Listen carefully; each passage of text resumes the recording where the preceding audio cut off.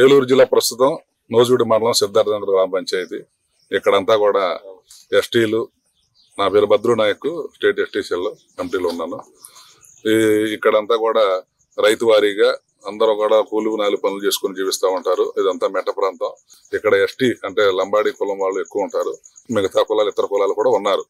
అందరూ కూడా ఆర్థిక ఇబ్బందుల్లో ఉండేవాళ్ళు తప్ప మామూలు రైతు వారీగా మెరుగైన రైతులు అయితే ఇక్కడ లేరు.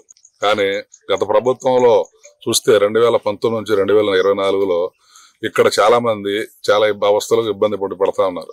ఎందుకంటే గత ప్రభుత్వంలో సచివాలయాలు అని చెప్పేసి గవర్నమెంట్ ఎంతో ప్రతిష్టాత్మకంగా చేపడితే ఇక్కడ నాయకులు మాత్రం సచివాలయాన్ని తీసుకెళ్లి వాళ్ళ సొంత ఇంట్లో వాళ్ళ తాతల ముత్తాతల ఆశలుగా దాన్ని వాళ్ళ అనుకుని ఇక్కడ ఎవరి మాట కూడా గ్రామ పరిధిలో లేకుండా తీసుకెళ్లి ఊరు బయట ఎక్కడో దాన్ని నిర్మించారు.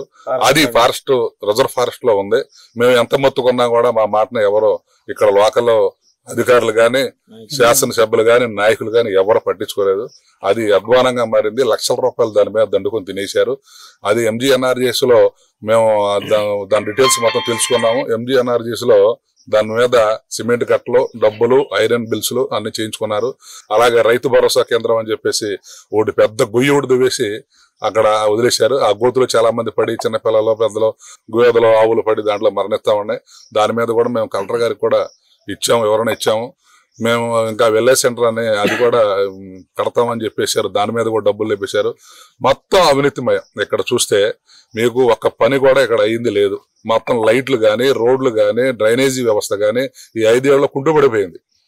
మాకు దయచేసి మీ ద్వారా రాష్ట్ర ప్రభుత్వాన్ని మేము తెలియజేసేది ఒకటే, 2014 నుంచి 19 దాకా 90% CC రోడ్లు ఇక్కడ వేసుకోగలిగాము. అలాగే బాబు గారి ప్రభుత్వంలో ఎల్ఈడి బల్బుల ద్వారా కొత్తగా వేసుకొని వాటి కూడా ఇబ్బంది లేకుండా చూసుకున్నాం 5 ఏళ్లు. జరిగిన 19 నుంచి 24 దాకా అయితే ఒక బల్బు కూడా వేసిన సాగలాలు లేవు. ఇప్పుడే కొత్త ప్రభుత్వం కూటమి ప్రభుత్వం వచ్చిన తర్వాత పైలట్ ప్రాజెక్ట్ కింద ఎలక్ట్రికల్ వర్క్ తీసుకొని ఇప్పుడు స్తంభాలన్నీ కూడా పెద్ద పెద్ద స్తంభాలు వేశారు. దానికి ఎలక్ట్రికల్ ఇప్పుడు మళ్ళీ ప్రిపేర్ చేస్తున్నారు సచివాలయం నుంచి. ఇప్పుడు ఈ విషయాలన్నింటినీ కూడా మీరు దయచేసి మా మంత్రి గారికి, ప్రభుత్వానికి తెలియజేసి మాకు సచివాలయం గానీ, వెల్నెస్ సెంటర్ గానీ, రైతు భరోసా కేంద్రం లేకపోవడం వల్ల ఇక్కడ రైతులు చాలా ఇబ్బంది పడతా ఉన్నాము. ఇప్పుడు ఉన్న సచివాలయంలో కనీసమైన బాత్రూమ్లు గానీ, అక్కడ సచివాలయంలో అద్దెకు తీసుకుని ఒక చిన్న బిల్డింగ్ లో ఉంటున్నారు. ఫ్యాన్లు గానీ, కరెంట్ గానీ చాలా అవస్థ పడతా ఉన్నారు.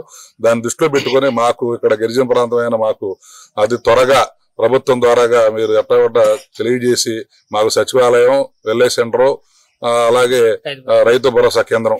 మరి ఇక్కడ నుంచి పిల్లలు తొందరగా ఇక్కడ ఏం చేస్తున్నారంటే పిల్లలకు చదువుకోవడానికి ఇక్కడ వసతులు లేక ఇబ్బంది పడతా ఉన్నారు. వాళ్ళు ఏం చేస్తున్నారంటే చైల్డ్ మ్యారేజ్ చేసేస్తున్నారు. అంటే 15-16 సంవత్సరాలకే పెళ్లిళ్ళు చేస్తున్నారు. గతంలో ఇక్కడ ఎస్టీ హాస్టల్ అనేది ఉండేది. ఇప్పుడు కూడా మేము కోరుకున్నది ఏంటంటే ఇక్కడ గురుకుల పాఠశాల ఒకటి నిర్మిస్తే మాకు పిల్లలకి అందుబాటులో విద్య ఉంటది. అందరూ కూడా చదువుకుంటారు. ఇలా చైల్డ్ మ్యారేజ్ తగ్గించడానికి, నివారించడానికి కూడా మాకు అవకాశం ఉండదు అని చెప్పేసి మేము కోరుకుంటా ఉన్నాం. దయచేసి మా మొర ఆలకించి మా గ్రామానికి న్యాయం చేసి పెడతారని మీ మీడియా ద్వారాగా మొరబెట్టుకుంటా ఉన్నాం.